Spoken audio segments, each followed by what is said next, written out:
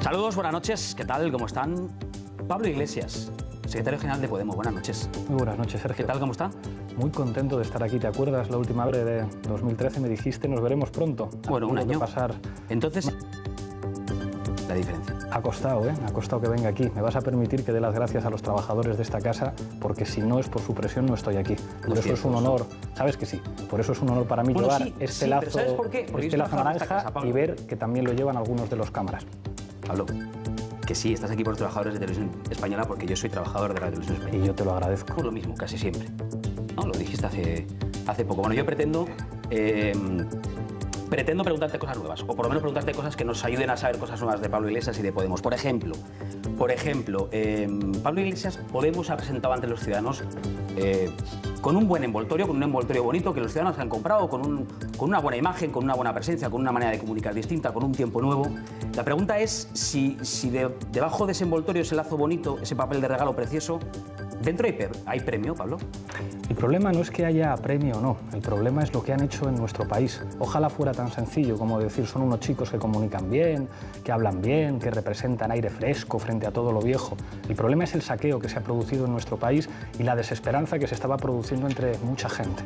Nosotros estamos orgullosos de que gracias a nuestro esfuerzo haya mucha gente que ha recuperado la ilusión y que se puede ser orgulloso, estar orgulloso de ser de este país, de ser españoles y no tener por qué aguantar que nos sigan gobernando gente que roba.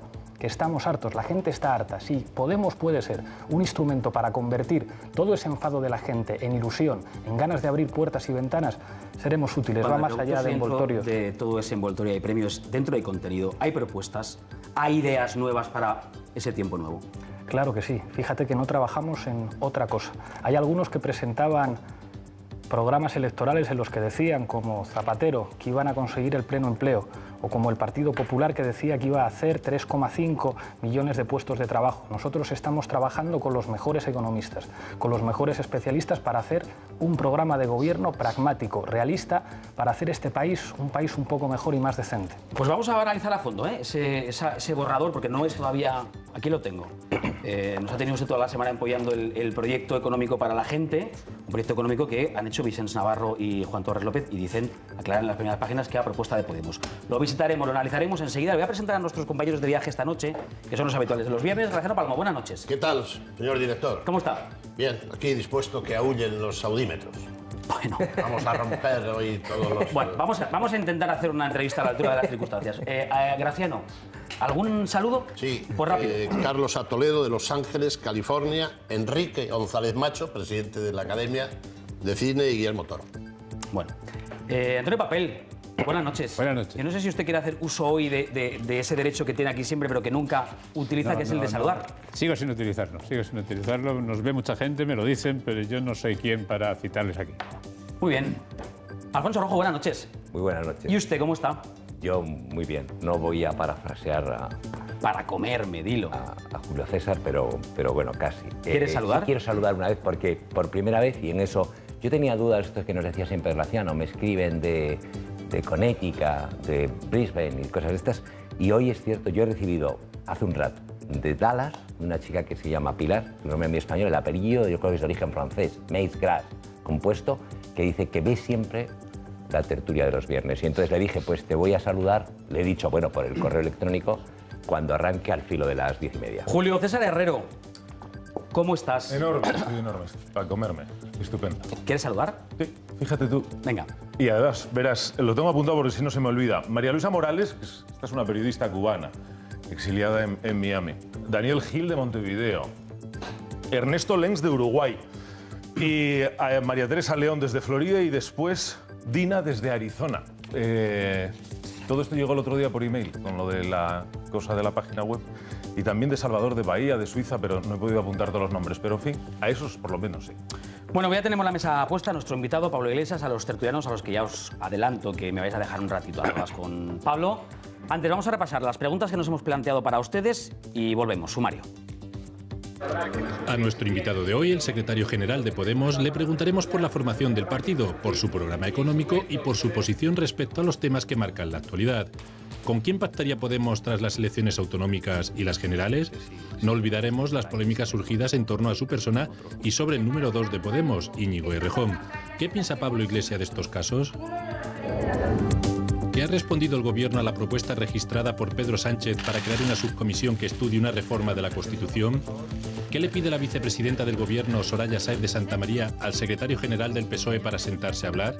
¿Cómo valorarán nuestros tertulianos de hoy esa respuesta del Gobierno? ¿Y qué reacciones se han producido hoy tras el informe de los peritos del Banco de España sobre las cuentas de Bankia y su salida a bolsa? ¿Qué ha respondido el expresidente de Caja Madrid y Bankia, Rodrigo Rato, a las acusaciones de falsedad en las cuentas en el proceso de salida a bolsa de la entidad? ¿A quién ha decidido imputar en su querella UPyD a tenor de los datos conocidos? ¿Y quién será hoy el tertuliano de los viernes encargado de proponer al resto de la mesa su tema para el debate? Nos sorprenderá Graciano, será Julio César, Alfonso quizá, puede que Antonio. Bueno, pues al final del programa, en la última parte del programa, veremos cuál es la propuesta elegida. Ya saben que nos gusta, que nos encanta que participe la noche, que pueden sentarse aquí virtualmente en la mesa de la noche. Si nos buscan en las redes sociales, en Twitter nos encuentran, también en Facebook. ¿Y qué les voy a decir yo de Pablo Iglesias, que lleva siendo trending topic toda la tarde? Pues eso, que nos encuentran en Twitter, también en Facebook y la web del programa en rtv.es/la noche en 24 horas. Ahí encontrarán los contenidos destacados de la semana y más o menos a la altura que vayan a aparecer por ahí abajo verán algunos de sus mensajes. También hoy les planteamos un reto, que nos digan a qué corresponden las imágenes que les vamos a poner a continuación, por qué justo esta noche, por qué hoy las hemos rescatado del archivo de Televisión Española. Si lo saben, con el hashtag, con la etiqueta, atento Pablo, con el hashtag a ver, lo adivinas, con el hashtag LNReto pueden participar. Vean. Nada hacía presagiar que este joven procedente de la burguesía ilustrada madrileña fuera a conquistar años después la voluntad de Estados Unidos, país donde permaneció durante 5 años doctorándose en física del estado sólido.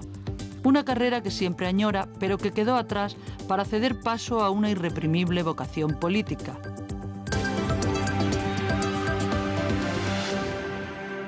Bueno, seguimos en conversación con Pablo Iglesias, secretario general de Podemos, al que, por cierto, quiero agradecerle y mucho que haya venido aquí a responder a nuestras preguntas, porque es un lujo poder preguntar cerca, mirando a los ojos y escuchar las respuestas. Y además quiero escuchar justo junto a usted una frase que pronunciaba aquí la semana pasada otro secretario general, el secretario general del PSOE, el jueves pasado, Pedro Sánchez, que después de darle muchas vueltas a cómo empezar esta entrevista para que usted no me dijera que yo era previsible, digo, pues si yo tengo un total que no tiene nadie, que es el de Pedro Sánchez de la semana pasada aquí.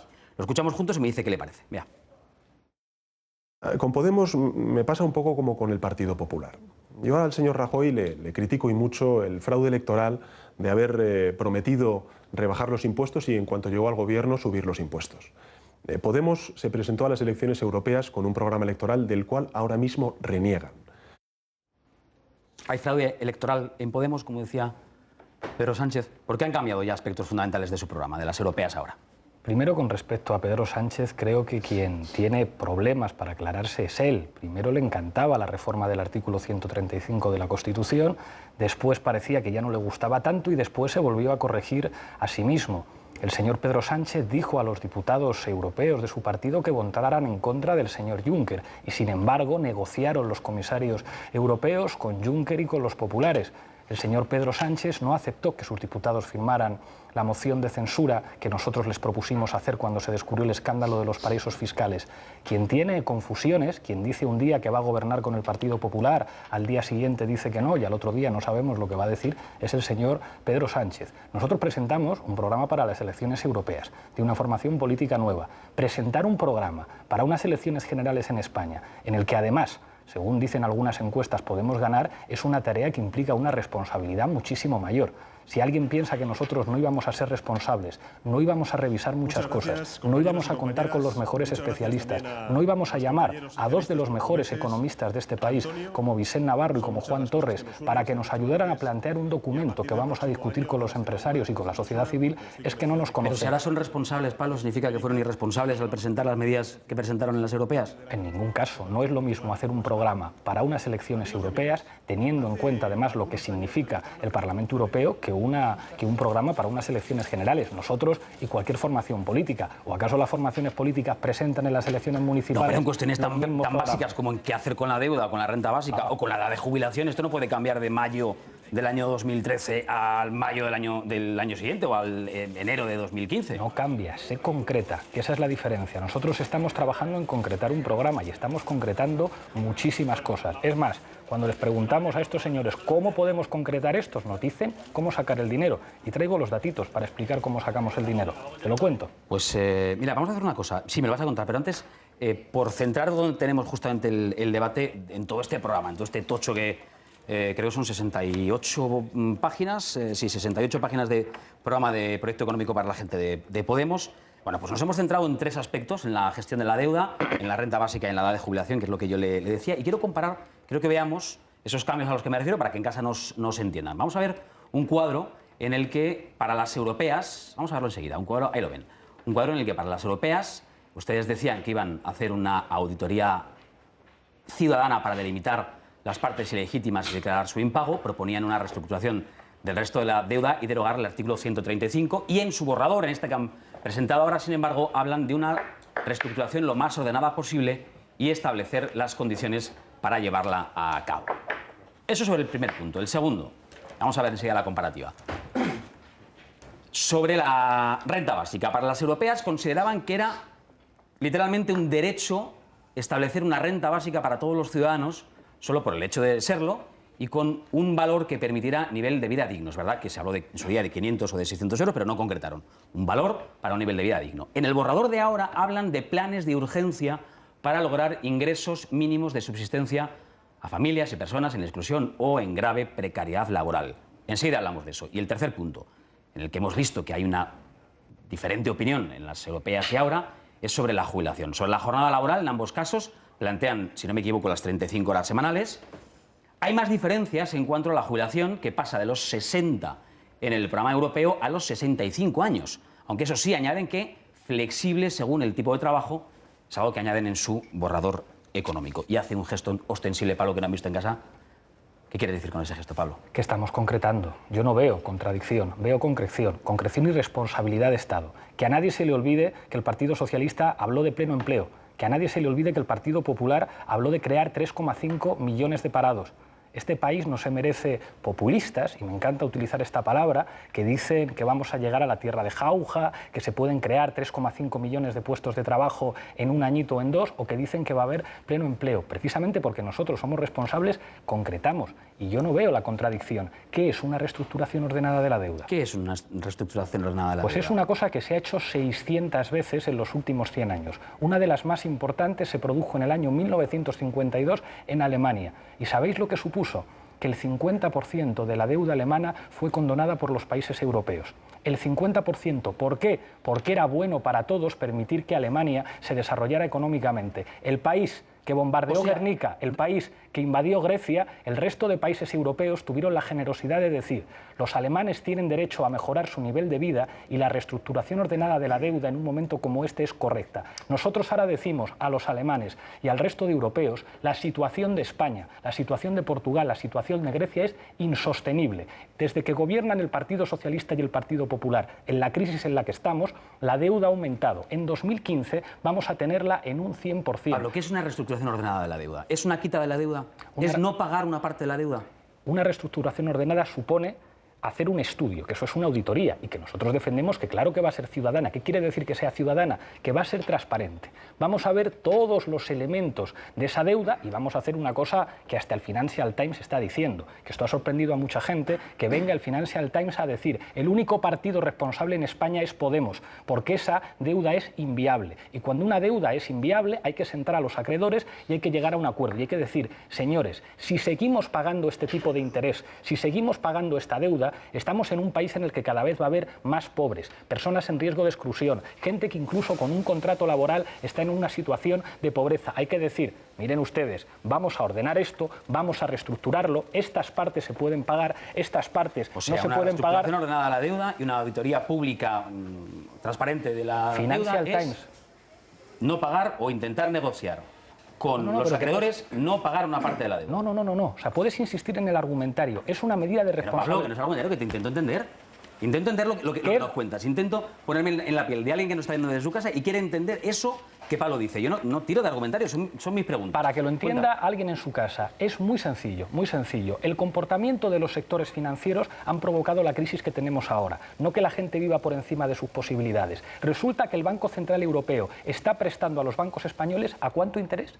A cero, con dinero de los ciudadanos. ¿Y qué están haciendo los bancos españoles? Poner intereses incluso al gobierno español, como el famoso caso de Castor, al 4,6%. ¿Qué es hacer una auditoría ciudadana? Decir, mire usted, se han acabado los abusos. Estos señores acreedores tendrán derecho a cobrar lo que les corresponda, pero por encima de ese derecho está el derecho de las familias españolas a poder llevar al abuelo a un hospital, el poder comprar material escolar a sus hijos. Y eso cualquier país responsable lo hace. Mire usted, ahí va yo, mire usted.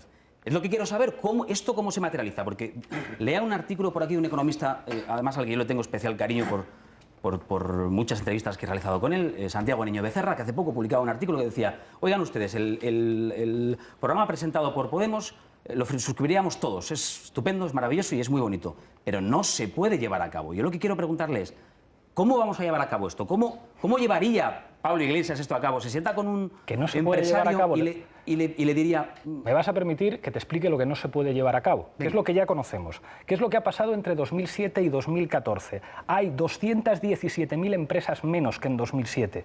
La renta disponible de los hogares es ahora 15.000 millones de euros más baja que en 2007. El crédito concedido por los bancos es 336.000 millones de euros menos que a finales de 2007. La deuda pública es 620.000 millones, es mayor la deuda pública que en 2007. Hay 3,7 millones más de parados. Esto desde el 2007 a 2014. Vamos a ver los últimos años del Partido Popular. El porcentaje de desempleo con algún tipo de prestación ha caído del 65 al 54%. Eso quiere decir que casi la mitad de los parados españoles no reciben ninguna prestación. Desde que Rajoy gana las elecciones, resulta que hay 90.000 personas más inscritas en las oficinas del antiguo INEM y el número de afiliados a la Seguridad Social ha retrocedido en 508.000. Esto es inviable.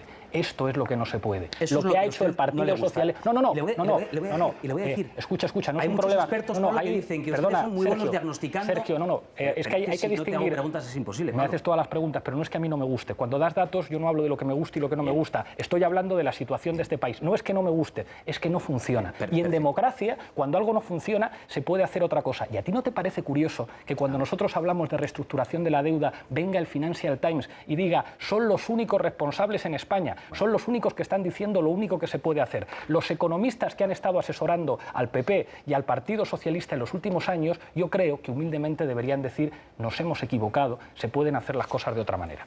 Bien, que quería decirte que yo no seré el primero ni el último que ha leído un montón de análisis que dicen Podemos ha hecho un buen diagnóstico de la situación, ha hecho un buen análisis de la situación y del descontento y ha sabido recoger y entender el descontento de una buena parte de la población. La cuestión no es el diagnóstico, quizá lo fue hace las un tiempo. soluciones, ¿verdad? Quizá no, ¿Dónde está el fue hace dinero? un tiempo. Vamos a hacer... Y yo le pregunto ahora por las soluciones, por esas medidas.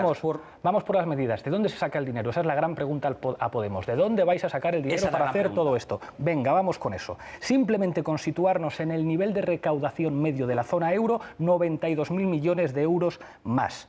España sabemos cuánto... ¿El nivel de recaudación cómo? El nivel de recaudación impositiva, simplemente poniéndonos en la media europea, que es hacer que las grandes fortunas y los que están en paraísos fiscales paguen lo mismo que en Europa, millones más de euros. ¿Cuánto nos hemos gastado los españoles en el AVE? 40.000 millones de euros, en un tipo de transporte que la mayoría de los ciudadanos de mi país no pueden usar. Yo digo, utilicemos ese dinero para invertir en estructuras públicas que favorezcan a los ciudadanos. Simplemente, si volvemos al impuesto de patrimonio anterior, nos encontramos con 2.100 millones de euros más. Impuesto de sociedades, nos acordamos que hicieron Aznar y Zapatero, reducir el impuesto de sociedades. Simplemente volviendo a lo que había antes, nos encontraríamos con 5.300 millones de euros. Impuestos sobre las grandes riquezas, de nuevo Aznar y Zapatero lo redujeron, simplemente volviendo a lo que había antes, que quiere decir que las personas que ganan más de 120.000 euros al año, que yo creo que no está nada mal, volvieran a pagar lo que pagaban antes, el Estado recupera 2.500 millones de euros. O sea, es un problema de cómo se utiliza el presupuesto. Claro que hay dinero, lo que pasa es que en este país algunos no pagan. ¿Sabes cuántos ¿Sabes quién aporta el 90% de lo que recauda el Estado? Me lo vas a decir enseguida. Los asalariados. Y sin embargo, ¿cuánto aportan los asalariados al PIB? El 50%. ¿Cuánto aportan las grandes empresas y las grandes fortunas? El 2%. No me tome usted, Pablo. Están tributando al 7%. Es tan sencillo como tener voluntad política para ir a los que casi no pagan impuestos y decirles, perdonen ustedes, en una situación de crisis, ustedes se tienen que apretar el cinturón un poquito. Dígame una cosa, con un segundo. ¿A ustedes les salen las cuentas? Claro que nos salen las cuentas. Pues, nos deja mucho más tranquilos, porque si a ustedes les salen las cuentas, que son quienes están presentando su programa... Las que no salen son las de los organismos oficiales dependientes del gobierno. Bueno, las cuentas que no salen son las que hablan del número de parados, del número de niños en situación de malnutrición, las que hablan de un país que nos están llevando a una situación de subdesarrollo, que es una vergüenza en un país que podía ser del G7. Le voy a presentar a Pepe Herbás. ¿Conoce a Pepe Herbás? Pepe Herbás habitualmente es el que se estudia a fondo en la noche los números, y le hemos pedido a Pepe Herbás que haga el mismo ejercicio o lo intente hacer, que es poner números a esas medidas de Podemos.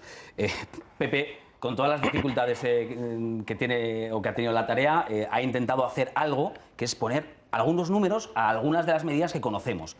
Repito, es un borrador, todavía no es el programa económico de Podemos, es un borrador para trabajar. Pepe, ¿qué medidas, qué números has podido poner? ¿Qué cuentas te salen? Es una misión imposible, porque lo dice el propio proyecto, en las primeras páginas dice que es un punto de partida, estamos en las ideas marco, al final en las recomendaciones que hace dice que hay que convocar a los que más sepan sobre la materia para llegar a algunas conclusiones. He llamado incluso a algunas de las instituciones que cuando tienen las cifras hacen los cálculos. Dos de las grandes instituciones que hacen estas cuentas en España me han dicho que al día de hoy es absolutamente imposible poder sacar conclusiones tanto de cuánto sería el coste como de dónde procederían los ingresos para llegar a completar este nuevo marco. Hablamos de cantidades muy importantes. Acaba de decir Pablo Iglesias que esto se conseguiría 80.000 millones, relativamente sencillo, pero para que nos hagamos una idea, 4 de las medidas que voy a analizar supondría el equivalente a un poquito más de lo que va a ingresar este año el Estado por los dos principales impuestos, el IVA, por el que recauda 39.000, y el IRPF, por el que recauda 37.000. Los dos no serían suficientes para poder colmar las 4 grandes medidas que supondrían unos incrementos importantes en los gastos. Por ejemplo, los cálculos del incremento del salario mínimo tendrían un coste de unos 14.000 millones de euros. De mantenerse finalmente el adelanto de la jubilación y la mejora de las pensiones, teniendo en cuenta el coste de la pensión media actual, que supondría la incorporación de casi 2,5 millones de personas que en España tienen ahora entre 60 y 65 años, sería de 38.949 millones de euros.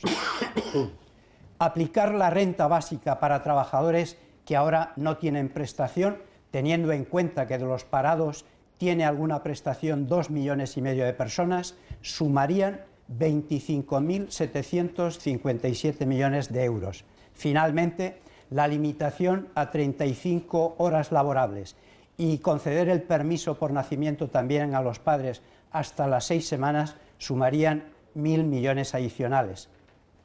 Esto es una parte de los costes fundamentales y una alusión a una parte del documento de un aspecto que es difícilmente cuantificable, pero que me parece relevante. Leía hoy en un informe de analistas de relaciones industriales que una de las propuestas que se hace es tratar de alcanzar convenios colectivos a nivel europeo.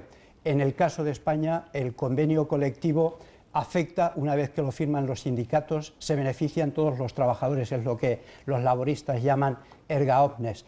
En cambio, el convenio colectivo en Europa es contractual. Cuando lo firma un sindicato, solamente se benefician de ellos aquellas personas que están afiliadas a este sindicato, con lo cual se encontraría un aspecto relevante a la hora de negociar con empresarios y sindicatos para poder llegar, reformar también este aspecto. O sea, ¿quieres decir que encontraría el escollo de los sindicatos? Supongo que sí.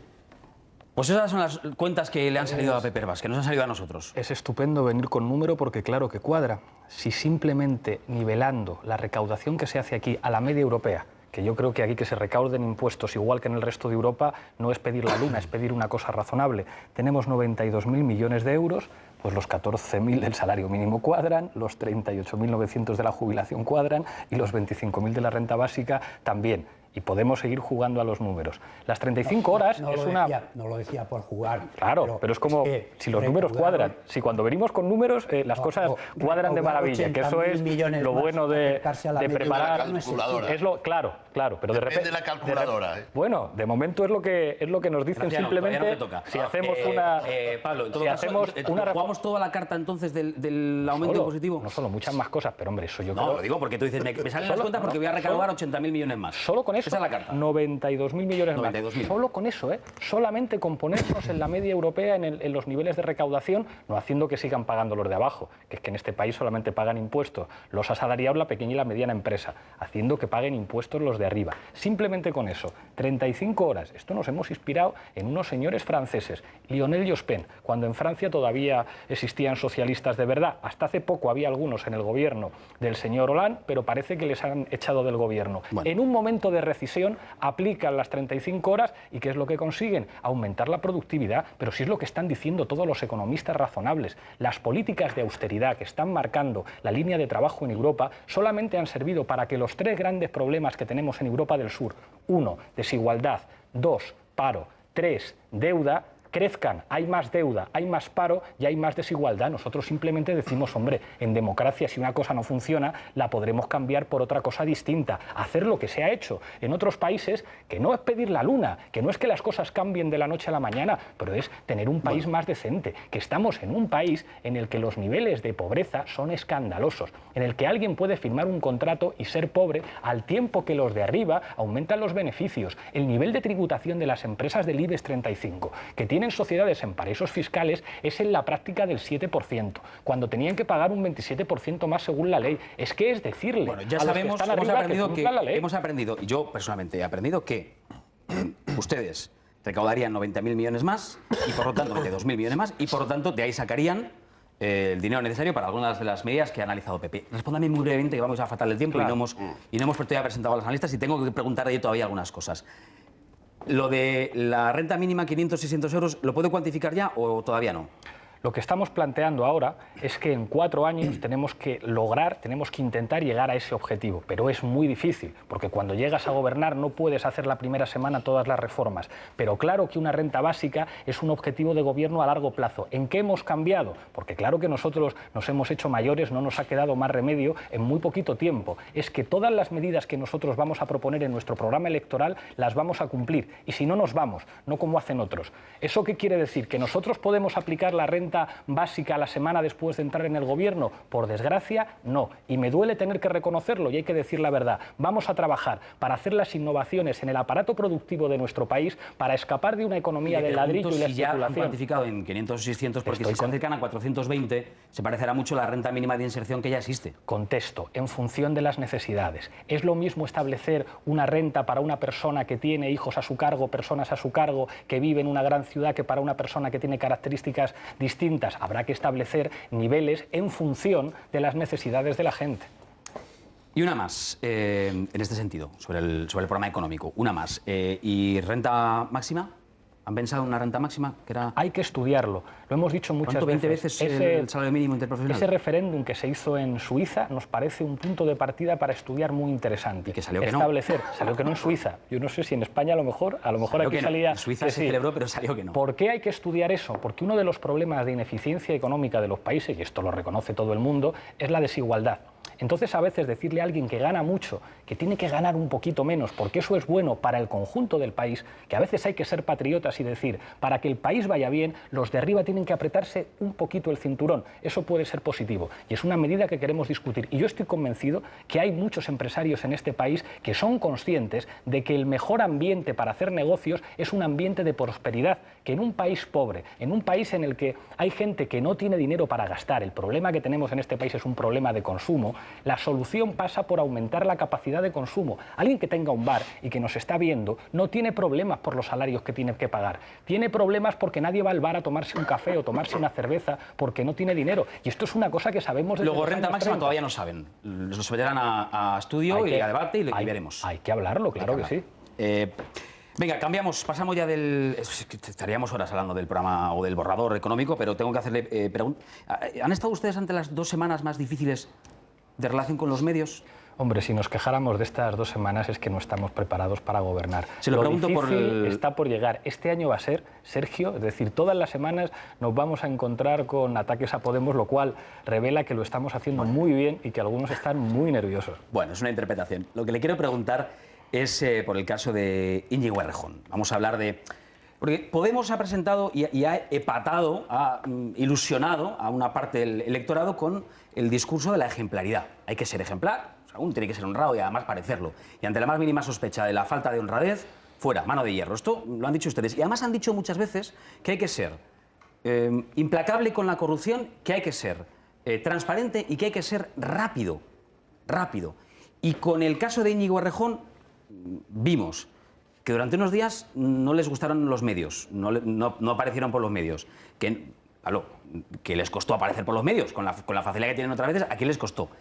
A la hora de explicarse, se molestaron con todos los medios y hablaron de un complot judeo-masónico de todos los medios de comunicación. No, si lo que le estaban pidiendo a ustedes es explicaciones, porque ya son un partido político. ¿Qué ha pasado con Íñigo Errejón? Ahora la Universidad de Málaga le ha abierto un expediente y le suspende de empleo y sueldo. ¿Qué ha pasado? ¿Algo habrá para que le abran un expediente? Vamos a contestar cada pregunta. Vamos a hacer un examen de verdadero o falso. ¿El contrato era fraudulento? Falso. El diario El Mundo rectificó y la rectora de la universidad declaró que era perfectamente correcto. Se dijo no podía trabajar desde otra ciudad. Falso. Sí que podía trabajar desde otra ciudad. ¿Sí podía trabajar desde otra ciudad? Claro que sí. Y lo ha dicho la propia universidad. Claro que sí. Pero ese es el papel que dice Íñigo Errejón que falta. No. Ahora vamos al papel que falta. ¿No se cumplió el trabajo? Claro que se cumplió. La Junta y la universidad reconocen que se han presentado los productos y que además son magníficos. Lo comunicó verbalmente en lugar de por escrito. Eso sí. Ese es el drama. Vale. Ese es el drama que hace que haya un montón de portadas de periódico y que los jefes del Partido Popular y del Partido Socialista, déjame acabar, digan, son como nosotros, son igual de corruptos que nosotros, porque Íñigo Errejón, en lugar de presentar un papel, lo hizo oralmente. No sé si son igual de corruptos, pero respondieron igual. Qué cara dura. No sé si son igual de corruptos, pero respondieron igual que los partidos tradicionales. Hicieron lo mismo que ustedes le dicen a los partidos tradicionales que hacen. Es esconderse, pensarse unos días que van a responder y... No es verdad. No es verdad. Yo he salido en la televisión, ¿no? Y es que eso se puede cuantificar, no es una discusión de yo creo que sí, yo creo que no. Yo he salido en la televisión todas las semanas. El señor Íñigo Errejón no ha parado de dar entrevistas. Ayer hizo un canutazo. Cada vez que ha aparecido una cosa, hemos dado la cara. A nosotros se nos puede acusar de muchas cosas. De ser jóvenes, de no haber gobernado antes, pero de no dar la cara, de tener miedo a discutir. Hombre, yo que le saqué aquí el tema de Telecinco. ¿Sabe usted que ahí ha habido...? ¿Te cuento lo de Telecinco? Pues venga. Te cuento lo que fue. Entonces no nos queda para los demás.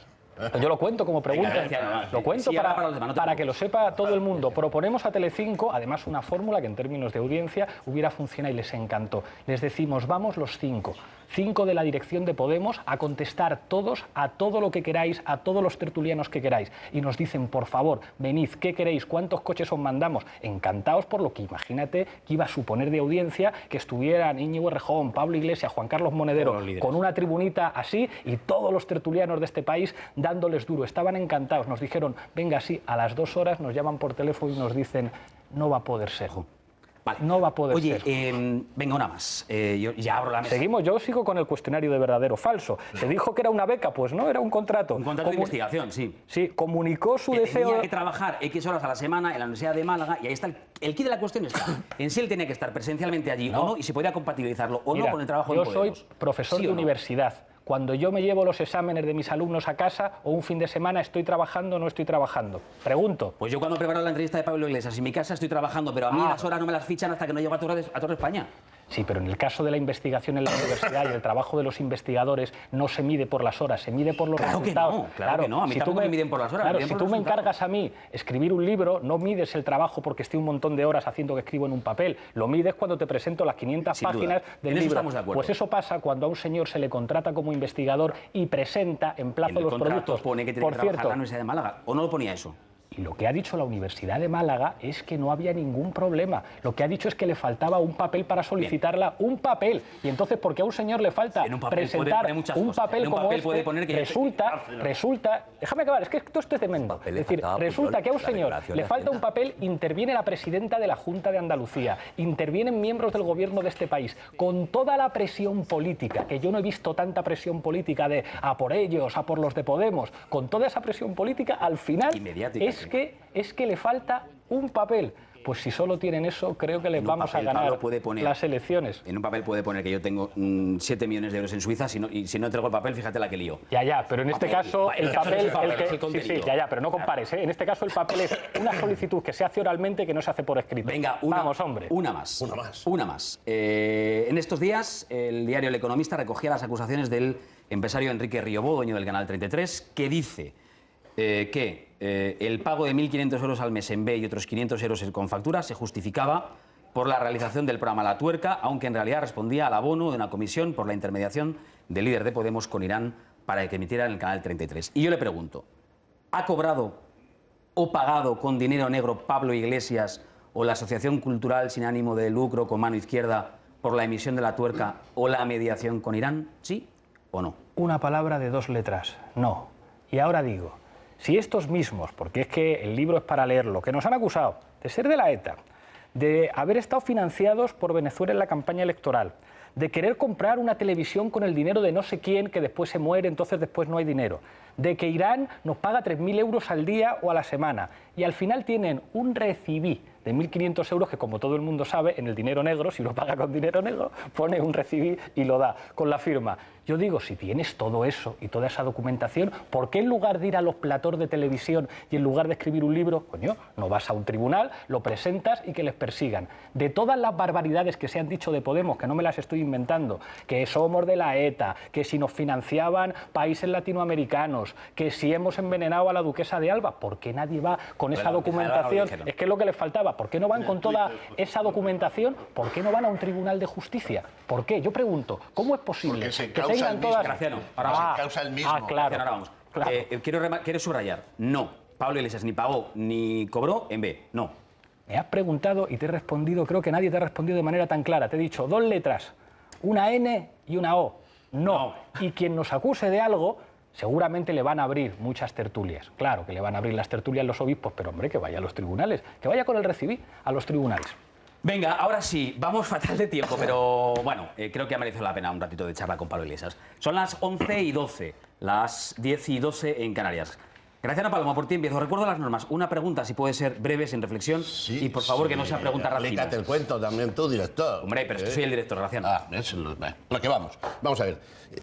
Escuchándole, señor Iglesias, veo que hay contratos distintos, calculadoras distintas, visiones de nuestro país diferentes, generaciones distintas, que eso está a la venta.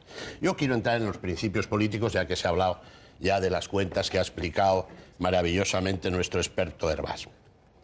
¿Cuándo y en qué circunstancia abandona usted su ADN comunista para abrazar la socialdemocracia? Supuestamente, porque en usted muchas cosas hay que suponerlas por ahora, por lo menos. Dígame. Señor Palomo, no es un problema de ADN, es un problema de lo que hace falta en este país. Una de las cosas fundamentales que hemos dicho nosotros es que no pedimos el carné a nadie. A mí hay mucha gente que me para por la calle. Gente que me dice, yo he votado al PP toda mi vida y os voy a votar a vosotros, a los de Podemos, porque vais a los debates con datos, porque sois gente honrada, porque hay que limpiar este país ya. Nosotros estamos proponiendo un programa del sentido común y claro que yo tengo una tradición, claro que yo soy hijo de mis padres y hay cosas que me emocionan, pero hay algo que es mucho más importante que lo que yo sea y es que tengamos un país, podamos recuperar unos mínimos elementos de decencia frente a una casta de sinvergüenzas que nos ha estado robando a manos llenas. Y eso es mucho más importante que los libros que me guste leer a mí o que las referencias sentimentales que pueda tener, que seguro que son diferentes a las del señor Palomo, que cada uno tenemos las nuestras. Yo no he hablado de referencias sentimentales, no he hablado de eso, le he preguntado si es usted comunista o no, porque aquí veo que forman 55 diputados, que la gente le interesa, si es leal, no hay... Usted está en un grupo parlamentario en Europa con 55 diputados la mayor parte miembros del Partido Comunista, nada más. Esa es la pregunta, no es... Se equivoca usted en dos cosas. Sí. Uno, que sean 55, son 5 grupos. Bueno, soy generoso y le doy 3 más. Se lo agradezco, pero la mayor parte de la no se llaman a sí mismo comunistas. No, aquí está, aquí lo tengo. Que no, lea los nombres. Partido Comunista Francés, Partido de la Izquierda Comunista, Partido Comunista de Reunión, ¿Cuál es el partido de la Coalición de la ¿Cuál es Izquierda ese? Radical Siriza. No, Siriza. Llámelo X. No se invente. Partido Comunista Portugués, pero si no tiene mayor trascendencia. Si lo que la gente quiere saber es si usted es comunista o no, si no tiene mayor trascendencia. Allí hay muchos partidos. Partidos ¿Pero con por qué ideas tiene tanto...? Pero que yo ¿He dejado yo de contestar alguna cosa? ¿Por qué tiene tanto...? Para, si no pasa nada. Para nosotros lo fundamental no es que uno tenga una bandera de color roja o de color verde. En nuestro grupo hay mucha gente que se dice verde, ¿eh? Hay otros también que son animalistas, que defienden los derechos de los animales. Hay otros que defienden las políticas socialistas del norte de Europa. ¿Y qué es lo que nos une a todos? Que defendemos la soberanía nacional de nuestros países. Porque eso es lo que toca ahora. Que uno venga con la olla y el martillo es como si a mí me parece muy bien que tú tengas un póster de Lenin en tu casa o que tengas un póster de Eva Perón. Me da exactamente igual. No estamos para esas tonterías ahora. Estamos para sacar nuestros países adelante. Y por eso nosotros estamos en un grupo que ha dicho una cosa que no han dicho ni los populares ni los socialistas. El señor Juncker ha sido responsable de que haya paraísos fiscales, llegando a acuerdos con multinacionales para que tributaran al 1% en su país, mientras en mi país hay gente que no puede llenar la nevera. Eso es mucho más importante que uno diga que si es comunista o que si ha leído a la Pasionaria. Lo que toca ahora, porque hay identidades que ya no funcionan, es ponernos a trabajar para tener un país más decente. Y por eso hay mucha gente que viene de la derecha y que dice estos de Podemos son decentes, aunque a lo mejor pues las lecturas de Pablo Iglesias en su juventud no sean las mías. ¿Hay rebote? Pablo, no hay rebote. Vale. El rebote lo cojo yo. Se definen ustedes como un partido transversal, es una definición que a ustedes les gusta mucho, pero ahora saben, porque además saben mucho de ciencia política, que el partido, a la hora de la verdad, se juega en el centro del espectro político. Y ahora ya les gusta mucho, les gusta más lo de socialdemócratas. ¿Es por eso? ¿Es táctica, mejor dicho? No es un problema ideológico, como si la socialdemocracia fuera una cosa que fuera a traernos los problemas. Yo digo, nuestro programa de ahora, cualquier socialdemócrata de hace no tantos años hubiera dicho estoy de acuerdo con ello. Pero ¿por qué está bien el programa? ¿Porque es socialdemócrata? ¿Porque le ponemos una etiqueta? ¿O porque puede servir para ayudar a la gente? ¿Pero a usted le gusta remarcar que es socialdemócrata para atraerse a ese electorado o no? Que no, que es el programa, que es el programa de la gente. Es decir, si la socialdemocracia ha hecho cosas buenas, lo importante no son las etiquetas que se ponen, sino lo que se ha conseguido. Es decir, alguien está en contra de los derechos sociales. Antes, alguien está en contra de que exista el derecho a las vacaciones, que exista una sanidad pública, una educación pública. Lo importante es decir, no, es que esto es mérito de los socialdemócratas, es mérito de no sé qué. Eso es mérito de la gente. Nuestro programa quiere ser el programa de la gente que quiere mejorar su país. Papel. Mire usted, señor Iglesias, el diagnóstico efectivamente es muy bueno, es un diagnóstico que yo creo que ha calado en la gente, tienen ustedes razón, esto no funciona, esto no va bien, hay una corrupción tremenda y hay que resolverlo de alguna manera. Yo creo que en lo que fallan ustedes es en las recetas, es decir, la palabra socialdemocracia a mí me gusta, o sea, yo soy socialdemócrata. Y bueno, entiendo que la socialdemocracia en este país ha funcionado muy bien, sobre todo en los primeros años, es decir, a partir del 82 la modernización de España la hizo la socialdemocracia, mientras en Francia, en el 81, usted recordará, usted conoce bien esa historia, sin duda, Mitterrand, que nombró a Pierre Mauroy, que pactó con los comunistas, bueno, pues tuvo una experiencia de 2 años tremendo, tuvo que volver atrás, se fue Pierre Mauroy, hubo unas elecciones y al final, pues, en fin, tuvo que adoptar unas medidas socialdemócratas parecidas a las españolas. Felipe tenía la ventaja de tener la referencia de lo que estaban haciendo mal los socialdemócratas franceses. Entonces, usted lo que nos plantea es una especie de Arcadia feliz que a mí me parece magnífica, decidida por la gente. Pero claro, si a esa Arcadia feliz no se le pone la racionalidad económica, no va a funcionar. Ese es el problema. Cuando usted me dice que hay que subir los salarios, a mí me parece muy bien, pero claro, de voluntad política. Es una cuestión de que si usted sube los salarios en determinada empresa, esa empresa tiene que cerrar. ¿Me entiende? O sea, lo de subir los salarios tiene que estar vinculado a la productividad. Si la empresa consigue suficiente productividad para competir, para vender fuera, entonces está muy bien, está perfectamente. Pero sin la racionalidad política eso no funciona. Yo al señor Vicente Navarro le conozco muy bien. Y es efectivamente un buen economista, pero claro, a mí me parece que es un economista antiguo, y perdónenme la cuestión. O sea, no es ni Krugman ni Stiglitz, a quien también mencionan ustedes. El señor Navarro dice cosas como, por ejemplo, si en España, en lugar de tener un funcionario por cada 10 trabajadores, tuviéramos un funcionario por cada 5, como en Suecia, Hombre, no me diga usted que la solución de España es tener a 3,5 millones de funcionarios más. Eso no funcionaría, eso sería tremendo. Eso es del señor Navarro. Y está todavía colgado en su blog, es decir, que no me estoy inventando nada, ¿no? Hombre, yo creo que la socialdemocracia... A la pregunta, papel. La socialdemocracia no está bien inventada y prueba de ello es lo mal que está funcionando Francia. Pero hay una serie de principios de racionalidad política que ustedes deberían aceptar. Sin esos principios de racionalidad no van a ser creíbles. Les falta la credibilidad de hacer cosas que se puedan hacer. Lo de la renta básica de inserción, pues hombre, han moderado ustedes muchísimo. Efectivamente, aquí se ha dicho muy bien que esto se empieza a parecer a lo que los socialdemócratas hicieron cuando gobernaban en este país. Es decir, yo no sé si ustedes al final se irán acercando a un modelo bastante más conocido. Es la pregunta, esa es la pregunta. O sea, ¿usted cree que se parecen en algo al Felipe González del 82, a aquel espíritu modernizador, muy posibilista, que es lo que no les veo Antonio, a ustedes? déjalo ahí, porque la pregunta... Pues quizá... Ya a partir de los 4 minutos de pregunta me empieza a poner nervioso. Y es, bueno, yo creo que ha sido una intervención muy interesante. Vamos, da gusto estar en un programa de televisión y hablar de cuestiones de alta política. Para mí es un honor. Creo que lo que está claro que no ha funcionado y es completamente irrealista es lo que se ha hecho hasta ahora, que son las políticas de austeridad. Y no porque a mí me parezcan mal, es porque los resultados demuestran que han fracasado. Eso coincidimos. Con 3 elementos. Es decir, si estamos de acuerdo en que el problema es la deuda, la desigualdad y el paro, las 3 cosas están peor. El señor Vicent Navarro es el académico español más citado en las revistas de información científica internacional. No hay ni un científico social español con más prestigio en el mundo anglosajón. El señor Vicent Navarro ha trabajado en la Casa Blanca en el equipo de trabajo de la señora Hillary Clinton. Algunos que dicen este señor es antiguo y ellos son muy modernos, deberían tener más respeto a uno de los orgullos de nuestros académicos que son respetados en el extranjero. El señor Juan Torres es catedrático en la Universidad de Sevilla, tiene una enorme experiencia tanto académica como política en la gestión y creo que nos han puesto encima de la mesa una serie de elementos que nos sirven para discutir muy razonables, que dicen una cosa muy sencillita. Lo que se ha hecho hasta ahora no sirve, tenemos que hacer otro tipo de políticas que van en la dirección de algo que no es novedoso, que es aumentar la demanda interna para aumentar el consumo, porque si no se aumenta el consumo no se puede. ¿Qué hay que hacer para eso? Claro que hay que utilizar una máquina política que se llama Estado, pero que esto lo utiliza todo el mundo. Eso que se llama ordoliberalismo, que sirve para explicar lo que hace la señora Merkel. ¿Será que la señora Merkel no utiliza su Estado para defender los intereses de las empresas alemanas? Pero yo entiendo que la señora Merkel defienda a Alemania, pero que nosotros vayamos a consentir que conviertan nuestro país en una colonia, que nosotros solamente podamos ofrecer para competir mano de obra barata, que no tengamos industria, que no tengamos a nuestros jóvenes más preparados en nuestro país que tengan que emigrar, yo no. Eso a lo mejor el señor Rajoy sí, o el señor Zapatero, que no les importa que las mejores cabezas de nuestro país tengan que emigrar. Nosotros decimos, poco a poco, con responsabilidad, vamos a aplicar políticas económicas en otra dirección.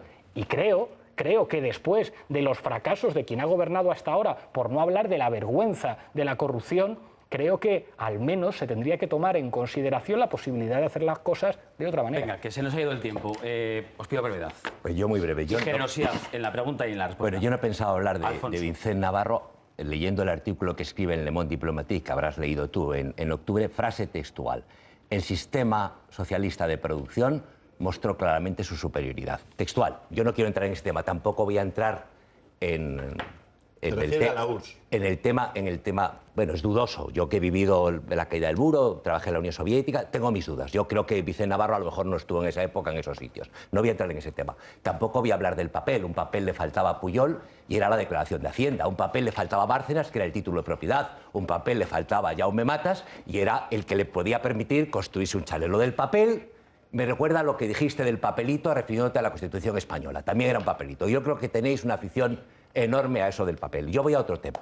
Yo creo que parafraseándote a ti, es en el país de Blesa, en el país de Bárcenas, en el país de Jaume Matas, en el país de los pisos VPO por la cara o familiares, en el país de las becas Black hay que ser transparentes.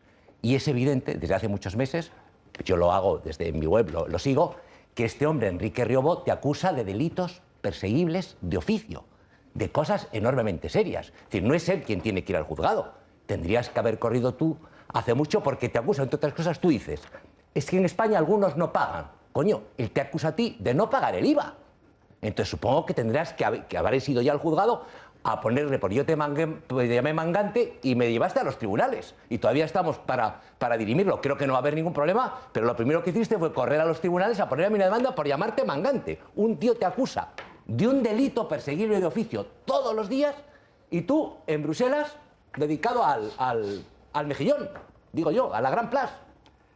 Yo no voy a hablar, Alfonso, de que el 24 de noviembre de 2010 fuiste condenado por la vía civil por mentir. No, no es por mentir. E indemnizar. ¿Sabes por qué? No te he interrumpido, Alfonso. ¿Sabes por qué Alfonso, fue tu amigo el juez del Pidio? Yo no le he interrumpido. Yo no le he interrumpido. No, pero yo no le he interrumpido. Es que no es Él verdad. ha dicho muchas cosas que no son verdad y yo he estado calladito tomando nota. Un momento, Pablo, ¿por qué? ¿Por qué? El juez del Pidio, que todos lo conocemos, que ha sido apartado... Sí, pero rápido, ¿por qué? Porque en la web que yo dirijo hubo comentarios de gente ajena a nosotros que comentó que estaba mal de la chaveta. Pablo, O sea, fue el tema en la web, no, textual.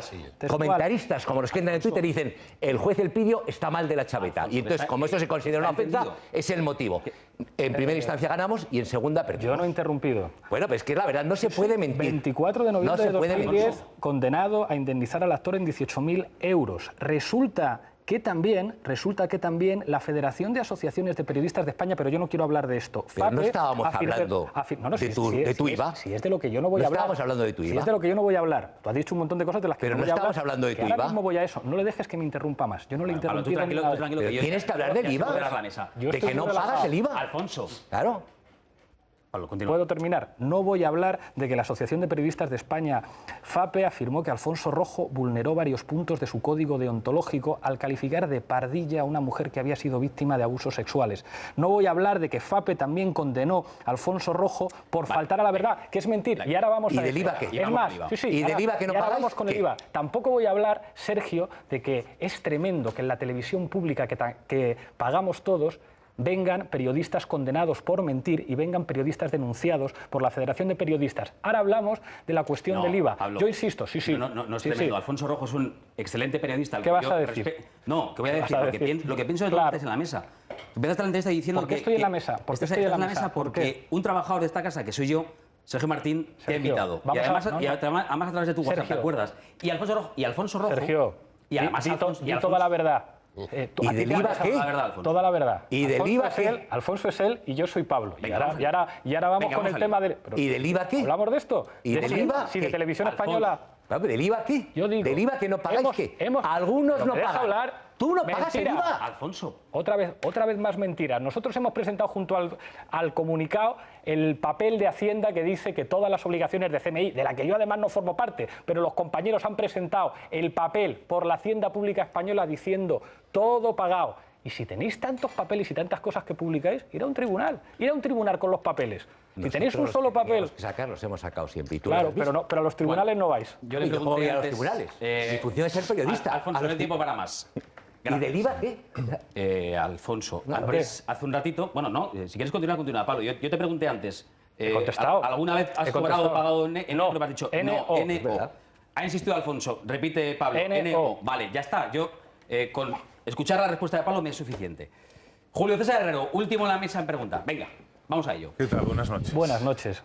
A ver, sobre el tema de la universidad y lo del papel, sin la menor intención de llegar más allá de donde toca, pero sabe usted, igual que yo, que ese papel que faltaba debía incluir dos temas. En primer lugar, la solicitud del permiso para trabajar en otro lugar y, en segundo lugar, si es o no compatible con otro tipo de actividad. Eran los dos puntos que debía incluir ese papel, que a lo mejor igual puede parecer irrelevante, pero son importantes porque sabe también como yo que los contratos de investigación en la universidad, los regímenes de compatibilidad son muy complicados. Entonces, simplemente por el matiz de no solamente debía incluir en el papel el pedir permiso para trabajar en Madrid o desde Madrid, sino también la compatibilidad con otro tipo de sueldo o de remuneración, en este caso por echar una mano o por trabajar en la campaña de las europeas. Respecto al discurso, antes dijo que las medidas o las propuestas del documento de trabajo base en materia económica son realistas y creo que cuando lo presentó dijo cansados de los embaucadores y vendedores de humo. Y en el transcurso de esta entrevista ha ahondado en la idea y ha dicho que lo que están haciendo ahora es concretar por un ejercicio de responsabilidad. Hay que deducir entonces que las medidas que llevaron al programa europeo eran generales e irresponsables y ahora están pasando del sí se puede al no se debe o al menos no se debe a algunas cosas que hay que matizarlas? Hay que concretar las cosas. Y es verdad, y esto yo lo tengo que reconocer, que es mucho más fácil hacer un programa para unas elecciones europeas que un programa para unas elecciones generales que aspiras a ganar. Y eso es verdad. Y nos ha cambiado el gesto. A mí en la televisión me dicen, ¿se te ve más serio? Hombre, claro que se me ve más serio, porque a lo mejor en unos meses tenemos que hacer un gabinete de gobierno. Por eso dormimos tan poco. Por eso nos preocupamos de tener antes que nadie un documento de medidas económicas para ver lo que vamos a hacer, sabiendo además la que nos espera. Es decir, lo que ha ocurrido en estas 2 semanas va a ser el pan nuestro de cada día en el año que queda. ¿Por qué? Porque algunos se habían acostumbrado a que en este país o mandaba el PP o mandaba el PSOE. Pero ahora resulta que la gente ya está harta. ¿Nos van a atacar? Claro que nos van a atacar. Nos tendremos que defender y al mismo tiempo que nos tendremos que defender, tendremos que hacer un programa que sea viable, serio y responsable. Que evidentemente el programa de una formación política que va a gobernar este país no va a ser igual que el programa de un movimiento que se presenta contra el silenciamiento por parte de los medios de comunicación, ante la burla de muchos. Claro que es más sencillo hacer un programa para unas elecciones europeas que hacer un programa para gobernar, y somos perfectamente conscientes de ellos. Por eso nos ha cambiado el gesto, por responsabilidad de Estado. Mientras que nosotros hacemos eso, se nos cambia el gesto, tenemos responsabilidad de Estado, que a nadie se le olvide. Zapatero prometió pleno empleo, Rajoy prometió 3,5 millones de trabajo. Eso es populismo. Venga, tenemos que ir acabando. Vamos a relajarnos un poco, ¿no, Pablo? Claro. Que dicen aquí en las redes que estamos muy serios, que nunca me han visto tan agresivo. Yo no he estado agresivo con Pablo Iglesias. Yo creo que no he tenido la sensación para nada. Sí he tenido la intención, lógicamente, de intentar conseguir que me respondiera algunas cosas. Creo que te he respondido, sí, no te podrás quejar. Sí, ahora hace falta solamente que me des la exclusiva y ya salimos mañana en todos los zapping. Muy breve, muy breve. Le oímos hablar menos de otros asuntos y le pido que sea muy, muy breve. Cataluña, independencia, ¿sí o no? Proceso constituyente. Soy muy claro. ¿Qué quiere decir proceso constituyente? Que tenemos que abrir un candado, abrir puertas y ventanas y discutir de todo, de la cuestión territorial también. Y hay que escuchar a los catalanes. Creo que soy muy claro. ¿Independencia, sí o no? Yo no quiero que Cataluña se vaya de España. Asunto Venezuela, pero le pregunto por...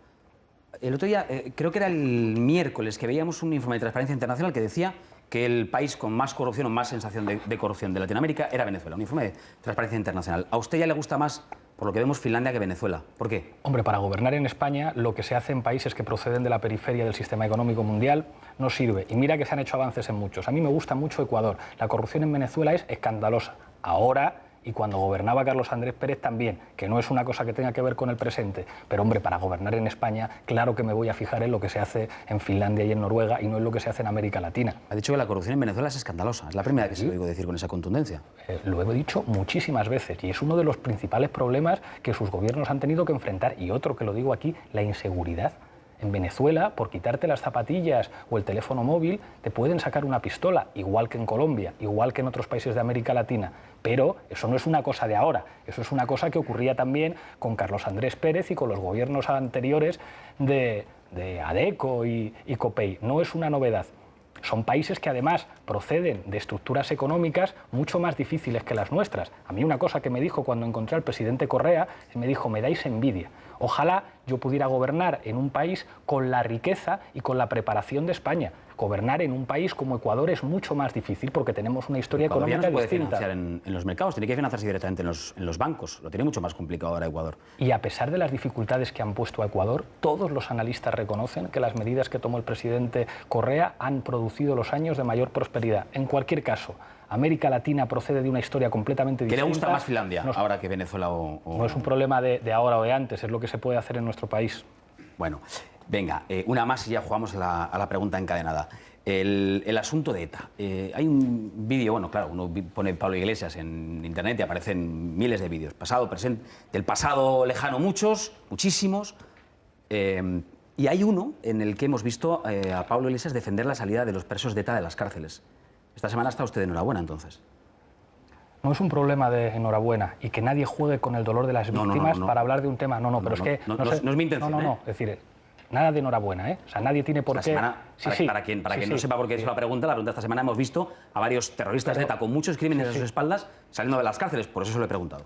Pero no es un problema de enhorabuena. En este país ha hecho política penitenciaria para sacar a los presos de ETA de las cárceles el Partido Popular y el Partido Socialista. ¿El Partido Socialista se reunió con ETA en Argel, sí o no? Sí. ¿El Partido Popular se reunió con ETA? Sí. ¿Quién habló de Movimiento Vasco de Liberación? José María Aznar. ¿Y cuál ha sido el principal instrumento que han utilizado los gobiernos españoles para negociar con ETA? Política penitenciaria. Hace 2 semanas yo estuve en el Parlamento Europeo votando con el PP. El PP y Podemos votando juntos. ¿Qué pudimos votar juntos el PP y Podemos? Votamos una resolución de apoyo al proceso de paz en Irlanda. Ahora que Podemos y PP son la misma cosa. Fíjate, votamos juntos por responsabilidad de Estado el apoyo a una resolución sobre el proceso de paz en Irlanda del Norte. Alguien dirá, no es lo mismo. Hombre, claro, es que las cosas que son idénticas no se pueden comparar. Bolivic azul no se compara con Bolivic azul. Ya lo dijo otro día en la entrevista con votando con el PP. Que le pregunten al PP por qué votó a favor del proceso de resolución en Irlanda, que tiene como una de las principales características la política penitenciaria. En ese país, en el Reino Unido, los laboristas y los conservadores no se tiraban piedras hablando de algo tan serio como la política antiterrorista. Utilizar el dolor de las víctimas o que unos partidos se ataquen a otros en cuestiones de Estado es lo que nos convierte en un país bananero. Eso no puede ser. Los temas de Estado, como la política antiterrorista, como la política de seguridad en este caso, tienen que ser elementos que cuenten con el consenso de mucha gente. Y quien ha aplicado políticas penitenciarias en este país han sido PP y PSOE. Bien. Estamos completamente fuera de tiempo. Son las 11:35, 10:35 en Canarias. Pregunta encadenada. Esta es la historia de que el anterior le deja una pregunta al siguiente y el siguiente al subsiguiente. En su caso, ayer nos visitaba Celia Villalobos, que nos dejaba una pregunta para usted. ¿La quiere ver? Pues seguro que ya se la han chivado por ahí. Claro que sí. Esta es la pregunta de Celia Villalobos. Señor Iglesias, usted que ha dicho y ha presumido de ser leninista, me gustaría saber si usted comparte el criterio y el dogma del leninismo de la independencia de los pueblos. Y por lo tanto, la pregunta es muy simple. ¿Usted cree que cualquier comunidad autónoma española, pues, Cataluña, Andalucía, Murcia, el País Vasco, tienen derecho a independizarse sin que hayan intervenido el conjunto de los españoles? Y por favor, esta vez contésteme, ¿sí o no? Es la primera vez que Celia me hace una pregunta. Por una parte, se nota que ella sí que fue leninista de joven porque conoce eso del principio de autodeterminación de los pueblos. ¿Sí lo fue? Contesto, claro que lo fue, por eso sabe de Lenin.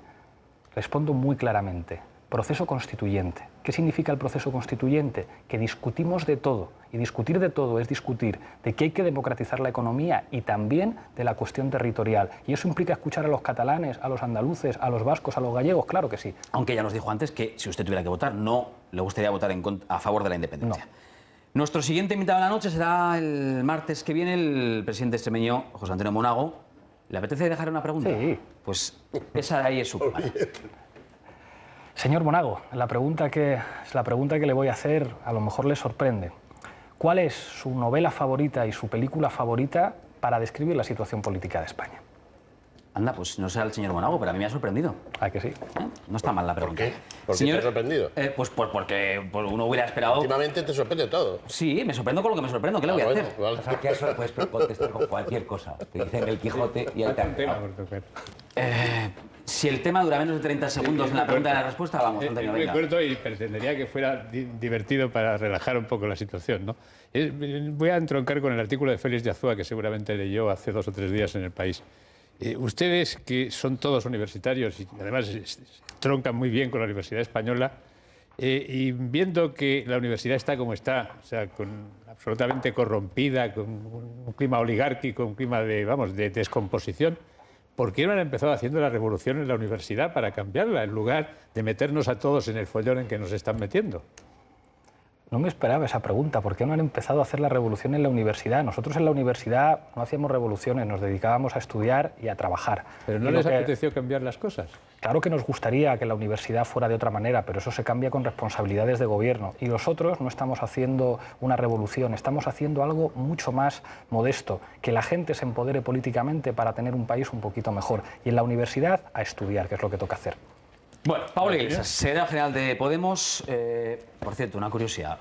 Imagino que usted ha visto la genial imitación que hace de usted Joaquín Reyes, ¿no? Es genial, es genial. ¿Cómo es la mirada esa del... La mirada del faro que guía al proletariado, que cierra así los ojos. ¿Me habré dejado el gas apagado? Bueno, en este país, hasta que no te imita Joaquín Reyes, no eres nadie. O sea que y lo hace muy bien, y lo hace muy bien. Lo dicho, Pablo Iglesias, gracias por venir a trasnochar con nosotros. Ha sido un placer poderlo hacer preguntas un honor. de cerca. Un placer estar en la televisión pública. Y un placer que esté en la televisión pública, la de todos. Nos falta el cielo y el asalto, pero Gracias. para otro día. Estábamos despidiendo. Y ustedes en casa. Les recordamos el reto de la noche. Hemos rescatado, como cada noche, del archivo de Televisión Española unas imágenes. La pregunta es, ¿por qué las hemos rescatado justo esta noche? Vean, el N-Reto. Nada hacía presagiar que este joven procedente de la burguesía ilustrada madrileña fuera a conquistar años después la voluntad de Estados Unidos, país donde permaneció durante 5 años doctorándose en física del estado sólido. Una carrera que siempre añora, pero que quedó atrás para ceder paso a una irreprimible vocación política.